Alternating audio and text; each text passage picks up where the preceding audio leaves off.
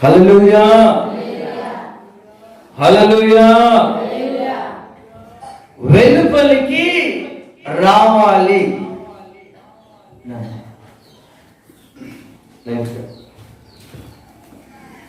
ఒకనొక రోజున యేసు ప్రభు భూలోకములో సంచరిస్తూ ఉన్న సమయాలలో, సువార్త ప్రకటిస్తూ ఉన్న దినాలలో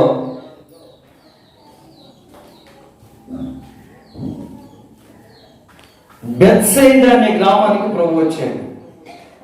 బెత్సయిదా.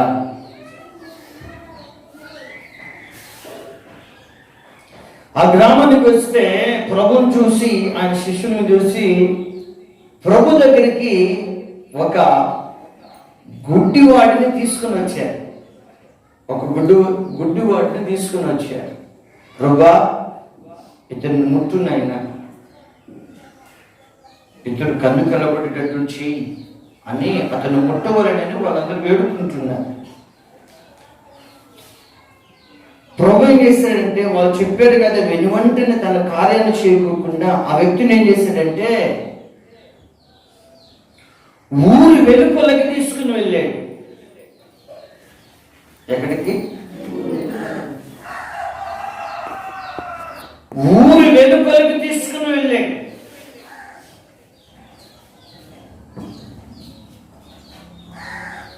ఊరు వెలుపలకి తీసుకుని వెళ్ళి, ప్రియమైన దేవుని బిడ్డలారా, ఆ గుడ్డివాడు ఒక చెయ్యిని పట్టుకొని ఊరు వెలుపలకు తీసుకుని వెళ్ళేసాయి. తీసుకుని వెళ్ళి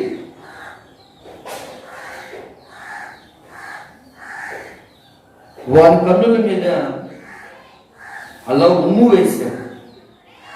కన్నుల మీద ఉమ్ము వేసి అతనికి అలా ఉమ్ము వేసిన ఆ స్థలంలో యేసు ప్రభు తన హస్తాలు చాపి తన వరకు చిన్న ప్రార్థన చేశాడు. హల్లెలూయా, చేతులెత్తి హల్లెలూయా. అతని మీద చేతులుంచాడు. చేతులుంచి ప్రభు అంటున్నమాట, ఇప్పుడు నీకేమైనా కనబడుతుందా? ఏమైనా కనబడుతుందా అని అంటే ఆ వ్యక్తి అంటాడు, మనుషులు చెట్ల వలె కనబడుతున్నారు. మనుషులు కనబడుతున్నారు కానీ ఎలా కనబడుతున్నారు? చెట్ల వలె కనబడుతున్నారు అన్నాడు. అప్పుడు ప్రభు మరలా తన మీద చేతులుంచి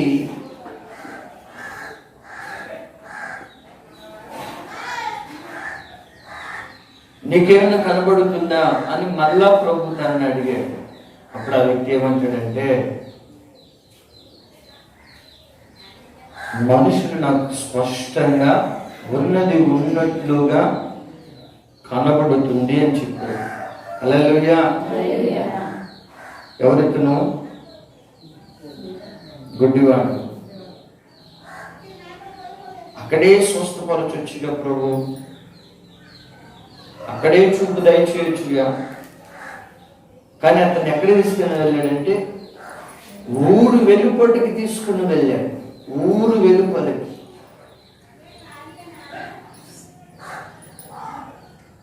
ఊరు వెలుపలికి తీసుకుని వెళ్ళి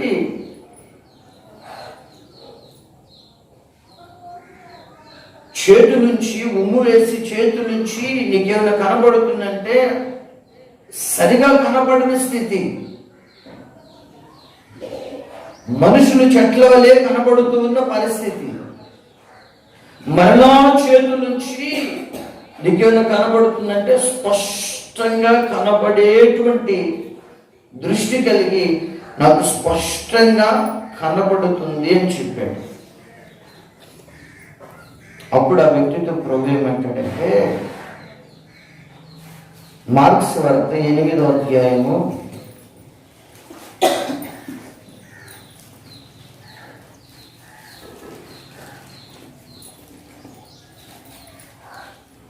26వ వాక్యం.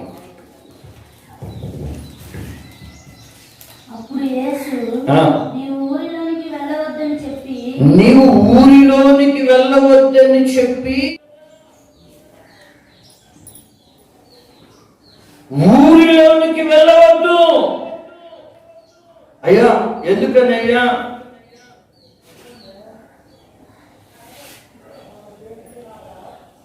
గడిచిన దినాలలో తన జీవితం అంగత్వం, గడిచిన దినాలలో తన జీవితం కాలు ఎక్కడ పడిందో తెలియని పరిస్థితి.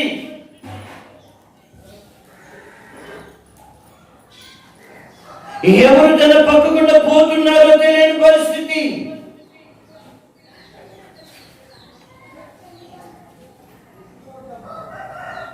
తన అడుగు ఎక్కడ పడుతుందో, తను ఎక్కడ కూర్చుంటున్నాడో, తను మాట్లాడుతున్నది ఎవరితోనో తెలియని పరిస్థితి. ఒకప్పుడు చూడలేని పరిస్థితి, గుర్తించలేని పరిస్థితి.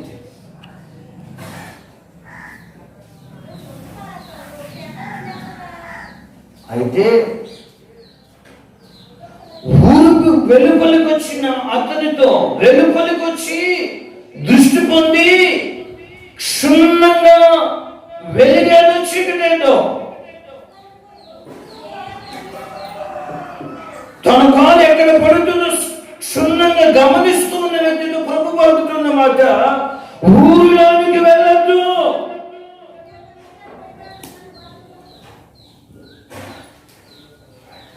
నువ్వు గుడివాడుగా ఉన్నప్పుడు నిన్ను అపహసించిన వాళ్ళు ఉన్నారు. ఎక్కడి పడితే అక్కడ కూర్చుని అలవాటు నీకుంది.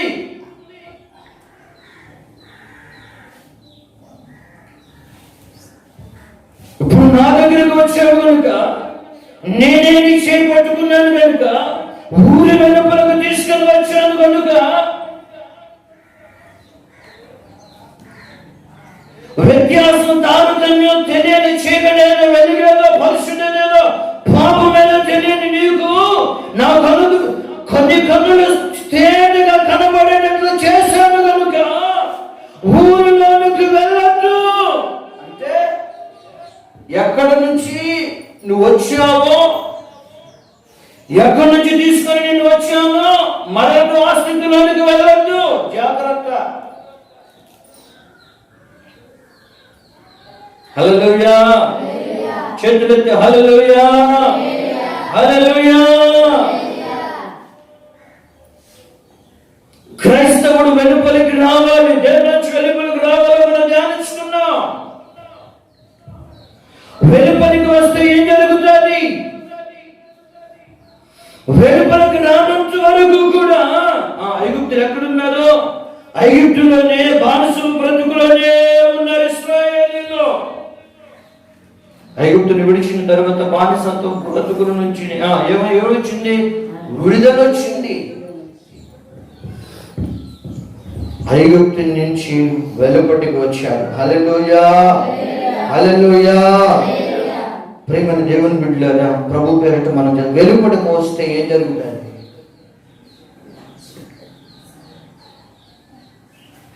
యోహాను సువార్త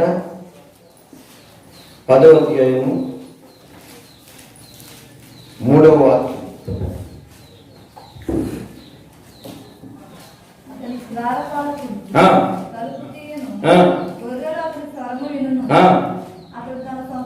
అతడు తన సొంత గొర్రెలను పేరు పెట్టి పిలిచి, అతడు తన సొంత గొర్రెలను పేరు పెట్టి పిలిచి, అతడెవరు? నజరేయుడైన యేసయ్య. అతడు ఏం చేస్తాడంటే, ఆయన ఏం చేస్తాడంట? తన సొంత గొర్రెలను పేరు పెట్టి పిలిచి, నీ పేరేంటి ఆయనకు తెలుసు, నీ చరిత్ర ఏంటి ఆయన తెలుసు. దేవుని నామానికి మహిమ కలుగును గాక. చేతులెత్తి హల్లెలూయా, హల్లెలూయా, హల్లెలూయా. పేరు పెట్టి పిలిచి, అక్కడ దాగుడు పేరు పెట్టి పిలిచి ఏం చేస్తాడు ఆయన? పేరు పెట్టి పిలిచి వాటిని వెలుపలికి నడిపించును. దేవునికి స్తోత్రం. హల్లెలూయా. పాపముల నుంచి, శాపముల నుంచి, చీకటిలో నుంచి, లోకాశలో నుంచి, లోకమరణముల నుంచి నిన్ను వెలుపలికి నడిపిస్తాడు ఆయన.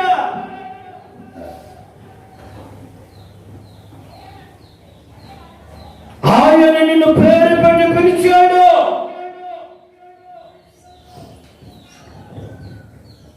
నీవెవరినంటే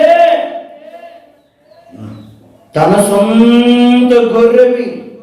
పక్కన చెప్పండి అమ్మా, నువ్వు తన సొంత గొర్రె అని చెప్పండి.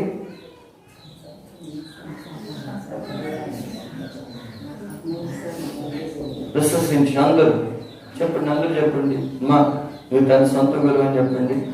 యేసే గొర్రె అని చెప్పండి. హల్లెలూయా, హల్లెలూయా. ముఖాల నుండి నవ్వుండును గాక. దేవుని సంతోషం మీలో కనబడును గాక. రహస్యగానులతో ప్రభుని మీరు ఆరాధించుదురు గాక. హల్లెలూయా, హల్లెలూయా, హల్లెలూయా. పేరు పెట్టి పిలిచి అక్కడే వదిలిపెట్టేది వాటిని. ఇక్కడే ఉంటే వీడి పరిస్థితి వేరే.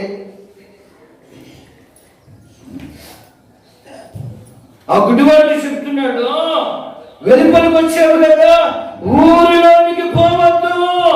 ఎక్కడున్నారు? ఎందుకయ్యా? అక్కడ చెడు సహవాసాలు ఉంది నీకు.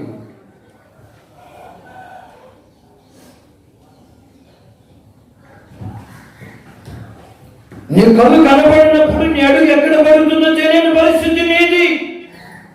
ఎక్కడ కూర్చుంటున్నావో, ఎక్కడ నడుస్తున్నావో, ఎక్కడికి వెళ్తున్నావో తెలియని పరిస్థితి కదా.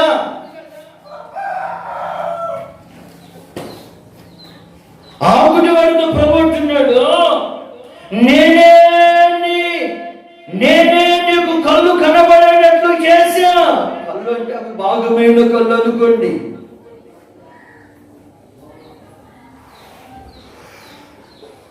నీ ఆత్మ సంబంధమైన జీవితంలో కళ్ళు కనబడేటట్లు చేశాను. ఎటు నడుచుకోవాలో అటు నడుచుకునేటట్లుగా నేను నిన్ను చేశాను. దేవుని బిడ్డలారా, ఊరు వెలుపలకు వచ్చావా? లోకంలో నుంచి వెళ్ళయ్యావా? పరిశుద్ధతలోనికి వచ్చావా? ప్రార్థనలోనికి వచ్చావా? పరిశుద్ధమైన దేవుని సహవాసం అనే నేడులోనికి వచ్చావా? ఆయన కాపుదలను కోరుకున్నావా? మళ్ళా ఊరిలోనికి పోవద్దు.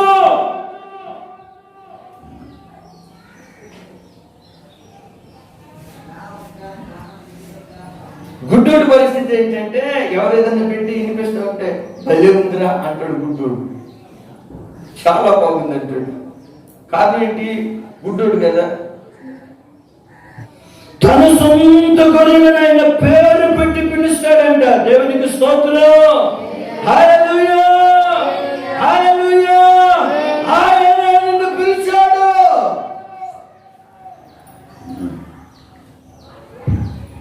ఆయన నిన్ను పిలిచాడు. పిలిచిన ఆయన ఏం చేశాడంటే, నిన్నేం చేస్తున్నాడు? ఆయన నిన్ను వెలుపలికి నడిపిస్తున్నాడు. ఆయన సొంత గొర్రెలను ఆయన పేరు పెట్టి పిలుస్తాడంట. దేవునికి స్తోత్రం. హల్లెలూయా, హల్లెలూయా. ఆయన నిన్ను పిలిచాడు.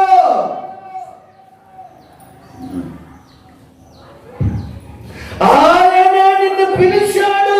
పిలిచిన ఆయన ఏం చేశాడంటే, నిన్నేం చేస్తున్నాడు? ఆయన నిన్ను వెలుపలికి నడిపిస్తున్నాడు. ఆయన వెలుపలికి నడిపిస్తున్నాడు. లోక సంబంధమైన వాటిలో ఎక్కడ కలిసిపోతావోనని, లోక సంబంధమైన మాలిని ఎక్కడ నిన్ను అంటుతానుదేమోనని, ఎక్కడ నిన్ను అంటుకోకుండా, ఎక్కడ అంటుతానికి సమీపంగా ఉంటావో అక్కడ ఆయన కృప పెట్టేసి అంటుకోకుండా వెలుపలికి నడిపిస్తున్నాడు. దేవునికి స్తోత్రం. వెలుపలికి నడిపించినప్పుడల్లా నిన్ను చూడకోకుండా, నీతో మాట్లాడుకోకుండా, నీ దగ్గర లేకోకుండా లేడు. వెలుపడికి నడిపిస్తున్నాడా? వెలుపడి నడిపించినప్పుడల్లా అక్కడ ఏమనుంది? చదువుకోండి.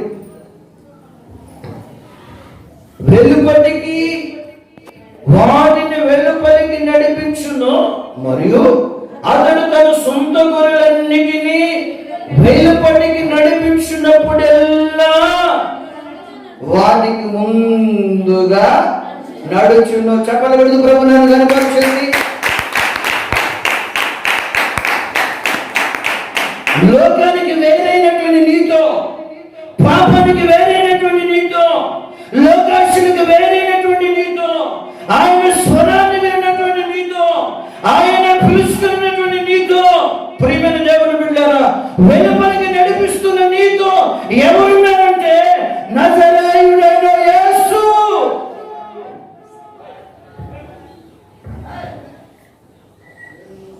ఆయన నీ ముందర, చెప్పండి, ఆయనే నీ ముందర నడుస్తున్నాడు.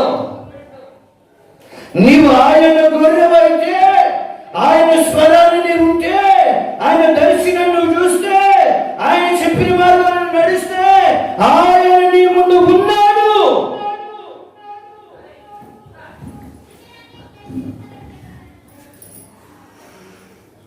దేవుని నామానికి మహిమ కలుగును గాక. లక్షల ప్రజలండి ఆ బంధకాల నుంచి ఆయన విడిపించాడు.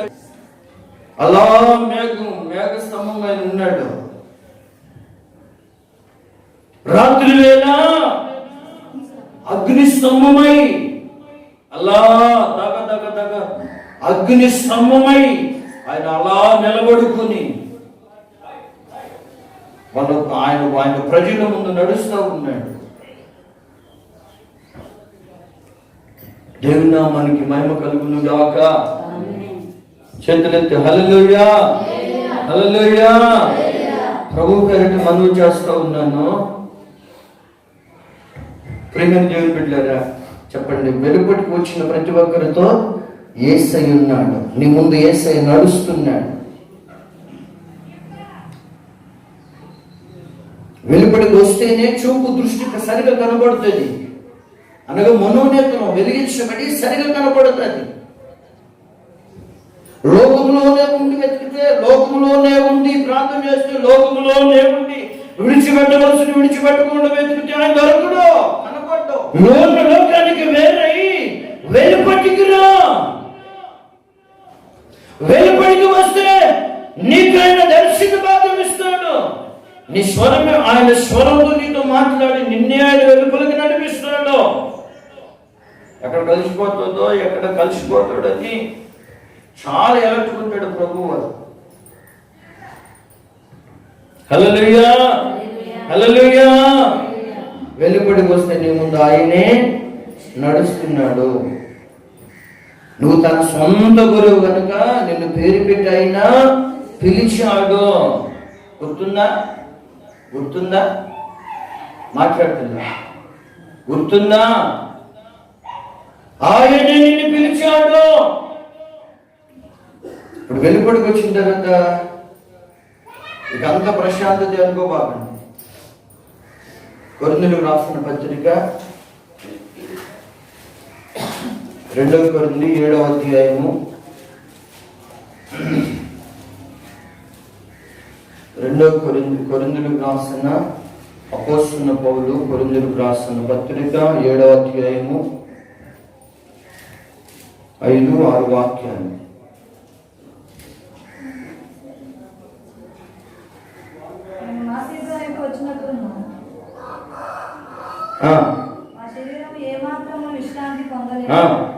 ఎటు పోయినడు మాకు శ్రమయే కలిగిన, వెలుపట పోరాటములు, లోపట భయములు ఉండెను.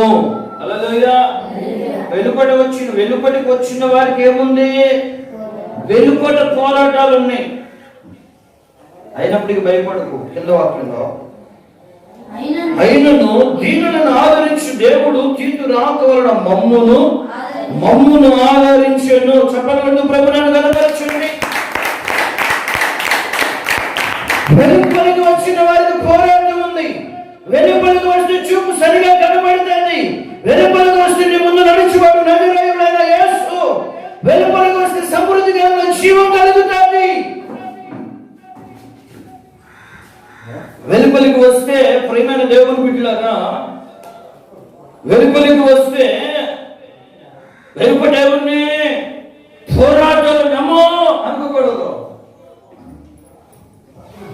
అర్థమవుతుందండి. నాకేనా అనుకోకూడదు.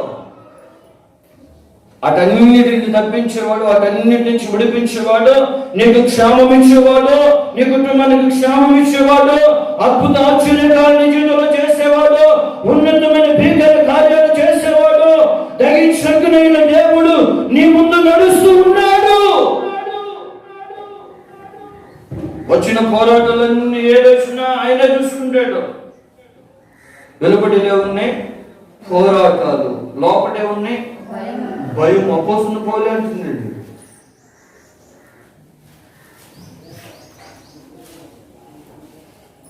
దేవుని నామానికి మహిమ కలుగును గాక. హల్లెలూయా. ప్రాణమా కృంగిపోకే ఇంకొంత కాలం. హల్లెలూయా, హల్లెలూయా, హల్లెలూయా. నీవు ఆయన సొంత గొర్రెవి. ఆయన నిన్ను పేరు పెట్టి పిలిచాడు. ఆయన నిన్ను వెలుపలికి నడిపిస్తున్నాడు. ఆయన నీ ముందు నడుస్తున్నాడు.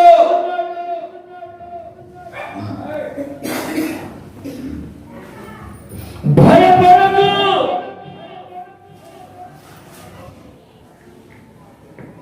భయపడకు.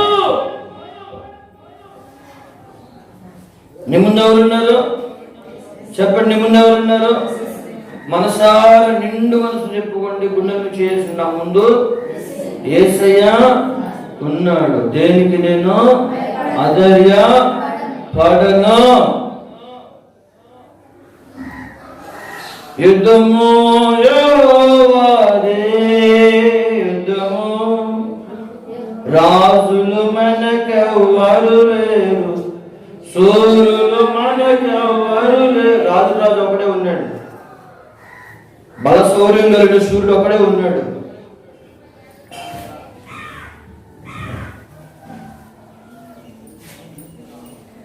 ప్రభు పేరుని మనం చేస్తా ఉన్నాను. నువ్వు పూర్తిగా వెలుపలికి రావాలని ప్రభు కోరుకుంటున్నాడు.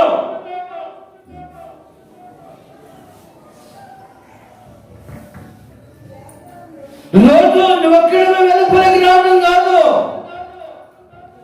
నీకు అసలు ఎంతమంది ఉన్నారు ఈ గ్రామంలో? ఇక్కడ ఎంతమంది ఉన్నారు నీకు? వాళ్ళందరినీ వెలుపలికి తీసుకుంటాయ్యా.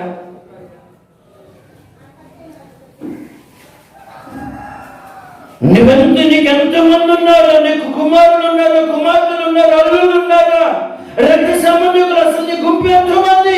వాళ్ళందరూ వెలుపలికి తీసుకుని రా.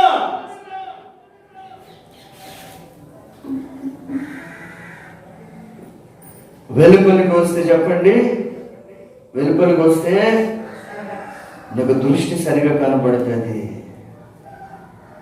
వెలుపలికి వస్తే నీ ముందు నడిచేవాడు యెహోవా. నీ ముందు నడిచేవాడు ఆయనే. అసలు పిలిచింది ఎందుకు చెప్పండి? పిలిచింది ఎందుకంటే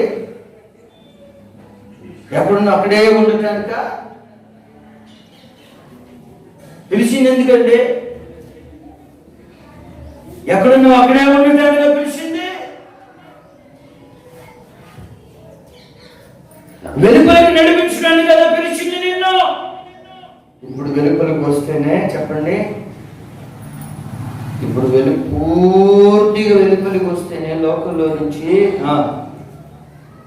యుగాలు పరలోక రాజ్యము లోపట మనం ఉంటాం.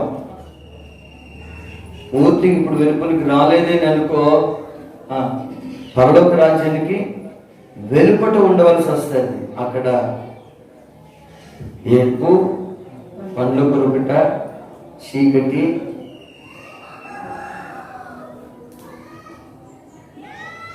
ఆ స్థితి ఇక్కడికి వచ్చిన ప్రతి ఒక్కరికి దూరముగును గాక. చెప్పండి హల్లెలూయా, హల్లెలూయా. ఇక్కడికి వచ్చిన ప్రతి ఒక్కరు పరలోక రాజ్యములో ఉందురు గాక.